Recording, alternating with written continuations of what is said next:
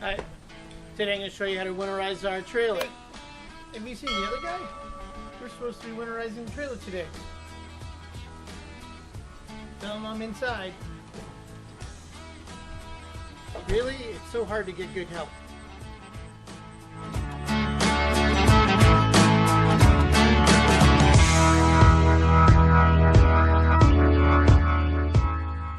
Today I'm going to show you how to winterize our 2012 Rockwood Roo Hybrid trailer. If you're new to our channel, I'm your host Stacy. The two chicks, one's at work, one's at school, and I'm stuck here to do this all by myself today. Woohoo! Please subscribe to our channel and ring the bell below so that way when I make a new video, you'll be notified. What you're going to need to winterize your trailer is your trailer antifreeze. If your trailer comes with a hose, ours does, for putting the antifreeze into it. Simple Phillips screwdriver to get into your hatch to switch your lines, and 27mm ratchet to be able to take your heater core out so your hot water tank will be drained. We also have these dry air that we put into our trailer for storage. We store our trailer indoors every year, and this just keeps the moisture out of our trailer. So I'll go through all of our steps and show you one by one how we store our trailer. So let's get to it. So first, I'm going to get everything opened up.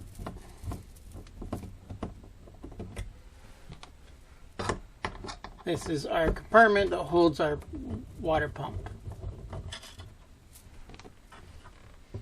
Normally my line's in here, so what I'll end up doing is switching over my pump so it doesn't take from our reservoir anymore or from our hose, so it will take from our Winterize line here. So we'll open that up, allowing it to come into our lines. And I will close off our line that comes up from our tank. So now our pump will only pull from our antifreeze that are going there and filling our lines. Or next, I will go over and turn the lines off to the hot water tank, and then we'll drain that. Okay, we just lift up our couch instead of taking the wall out from the storage compartment to be able to get to the off valves for the hot water tank. You don't want to put antifreeze in that, so I end up shutting down the lines.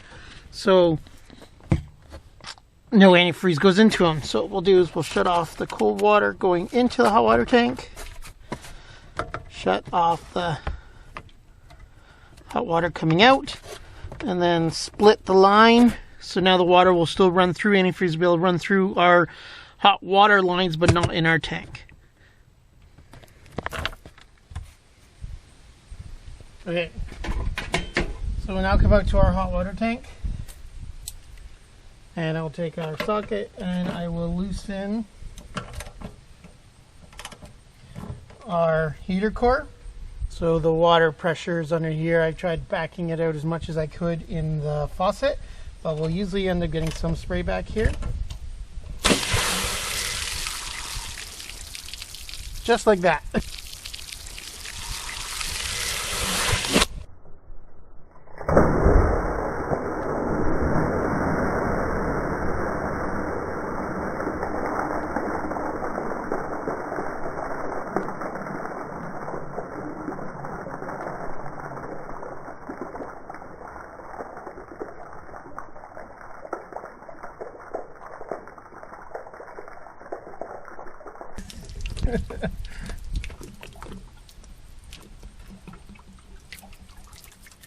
So I'll leave our heater core out. As you see, mine is probably going to replace this for next year.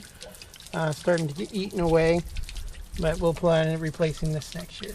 So I'll end up letting this drain out, and that way I want to make sure my hot water tank is 100% empty.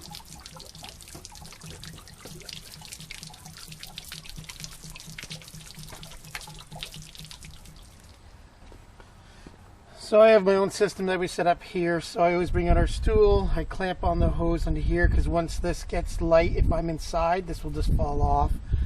So we hook up our valve to the antifreeze inlet, put the hose into the bottom, So my clamp will keep this on here nice and sturdy, so that way if I'm inside turning the pump on and off, I won't have any issues with the hose falling out or this falling down. Usually use 1.5 to 2. Usually 1 to fill all the lines, the other one I start putting down the toilet and other things like that. But we'll get pumping this in and we'll see how it goes. So I just turn on my pump system, and then we'll just start each faucet until we get antifreeze coming out of it.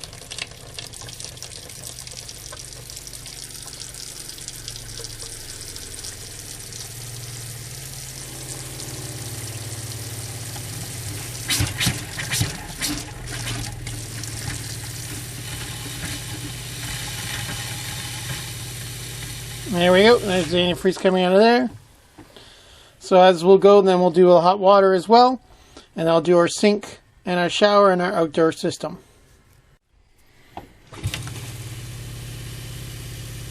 Antifreeze in our hot water lines. Okay, so we do the same thing in our bathroom. It'll take a little bit. So antifreeze coming out of there.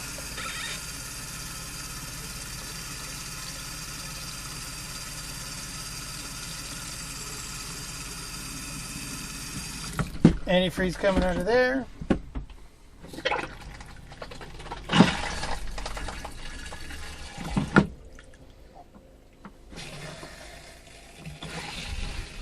As you can see, it pumped out almost one whole container. The pump's going right now because I can't even get any, but if this wasn't clamped on, this would have just fell off. So we'll put the second one on and do our outdoor shower.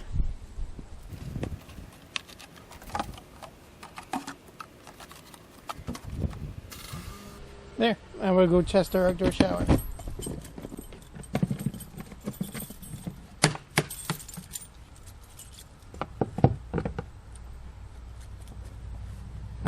We'll just do enough to make sure we have no water in here.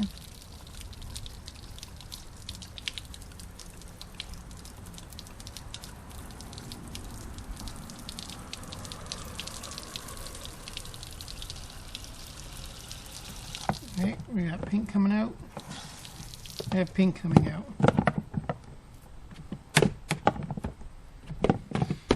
Okay, so you should have had your trailer already dumped and everything on your last trip. The only thing you might have left is your fresh water. So we'll pull the plug on the bottom of the fresh water, and then that way we should be all good to go.